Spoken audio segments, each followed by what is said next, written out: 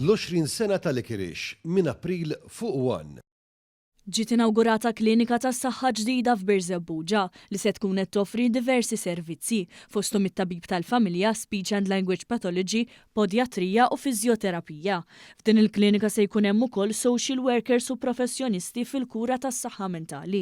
Din il-klinika nfetħet wara kollaborazzjoni bejn il-Ministeru għas-Saħħa u l-Anzjanità Attiva u l-Kunsill Lokali ta' Birzebbuġa u ġiet parzjalment iffinanzjata mill-Fond Nazzjonali għall-Iżvilupp Soċjali, l-NDSF. Se jgawdu minn dawn is-servizzi aktar minn 14,000 persuna li jgħixu f'Birzebbuġa u fl-Akwati. Il-Ministru tas-Saħħa Joe Etienne Bela spjega kif issa f'pajjiżna hawn 26 klinika fil-komunità li matul is-sena jagħmlu użu minnhom il fuq minn 100,000 pazjent.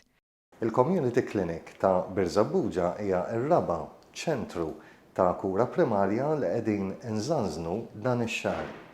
Dan juri l-impenn tal-Gvern li jkompli jinvesti u jkompli issaħħaħ il-kura medika fis-soċjetajiet u fil-komunitajiet tagħna. Is-Sindku ta' Birzebbuġa Scott Camilleri qal kif il-Kunsill jirrikonoxxi l-ħidma li saret biex infetħet din il-klinika. Bħala Kunsill nirrikonoxxu l-ħidma li saret biex Birzebbuġa infetħet il-Community Clinic, proġett li ilu mistenni għal tant snin mill-residenti ta' Birzebbuġa. Il-kap eżekuttiv tal-kura tas-saħħa primarja Rosen Camilleri spjegat kif dawn il-kliniċi qed iqarbu l-kura dejjem aktar viċin il-komunità.